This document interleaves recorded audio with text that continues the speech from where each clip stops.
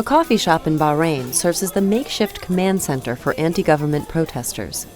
And a look back at the year of change in the Middle East.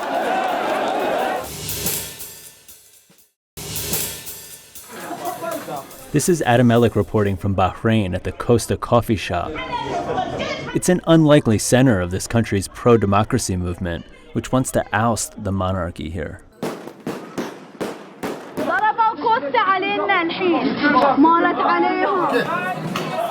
On a regular basis, by day and by night, the cafe is pummeled with tear gas by Bahraini police.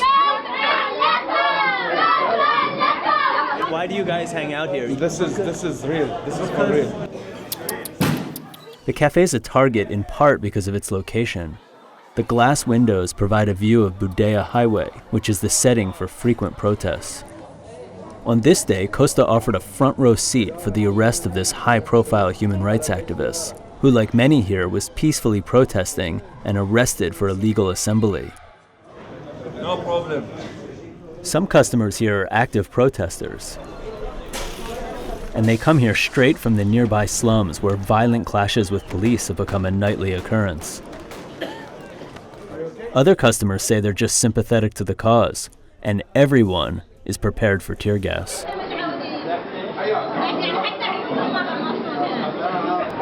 Get in.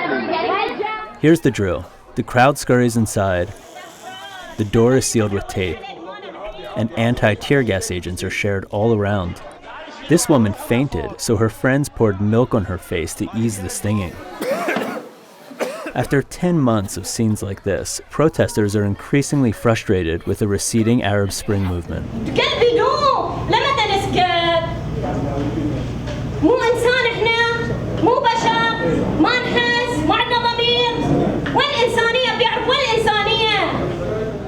Many customers here speak English. They're educated elites, and they're recording and tweeting what they see from the coffee shop. It's a coffee shop. We haven't done anything. But in a police state like Bahrain, even marching in a protest can warrant an arrest for illegal assembly. Police broke up this march last week and stormed the coffee shop, destroying its patio. 10 months ago, there were hundreds of thousands of people at the iconic Pearl Roundabout. But after brutal crackdowns, the movement has dwindled. Those who continue to risk everything are increasingly frustrated, and Costa is at least one place to speak out.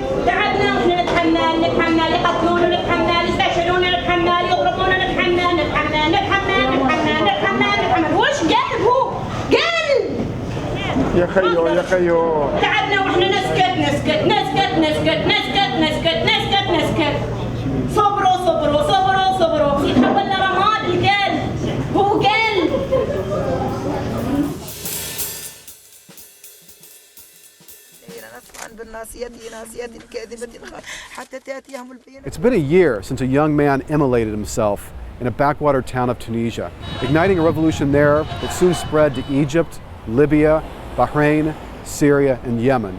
It's taken on various names: the Arab Spring, Arab Revolts, Arab Revolution. But taken together, it's represented one of the most critical and decisive chapters in the history of the modern Arab world. Each revolution had its defining characteristics, its own personalities, its own ideologies, wrestling with what identity would emerge in the wake of a dictator's fall. After Tunisia's dictator, Zain al-Abidine Ben Ali, fell, eventually going into exile in Saudi Arabia, Egypt's President Hosni Mubarak was next. Youths came together, most spectacularly in Tahrir Square, in the heart of Cairo, the Arab world's greatest capital. Scenes of young men and women tapping away at their keyboards, organizing themselves and organizing the society around them. Tahrir Square itself became an emblem, a symbol of what the generation was trying to achieve. There was an uprising in Bahrain, eventually crushed by a Sunni Muslim monarchy unwilling to give reform to its Shiite Muslim majority. In Yemen, months passed as President Ali Abdullah Saleh resisted demands that he leave power, and even now, after a deal was reached, his presence still hovers over the country. In Libya, what was closest to a civil war, rebels fought with the help of NATO's military, Colonel Gaddafi's 40 years of dictatorship. Colonel Gaddafi himself eventually met a bloody demise, but the problems that beset Libya are far from resolved. As bloody as Libya's civil war proved, it has paled before Syria's. There, a family dictatorship of 4 decades has proven a remarkable resilience in the face of protests that erupted back in mid-March. The people themselves articulated a much more indigenous vocabulary, a vocabulary that was entrenched in notions of social justice, freedom, democracy, and dignity. Those are the aspirations that began in December and that have yet to reach their fruition. The challenges remain vast. Islamists have only begun their experiment with democracy. Societies like Libya have yet to prove that they can reconcile after so many decades of dictatorship. An older Arab world has come to an end. An order that once anchored the region from the Atlantic coast to the Persian Gulf has crumbled. But amid all the challenges, the fears of civil war, the worries about chaos, there remains an optimism out there that societies, after so many generations, finally have the chance to build themselves on their own terms.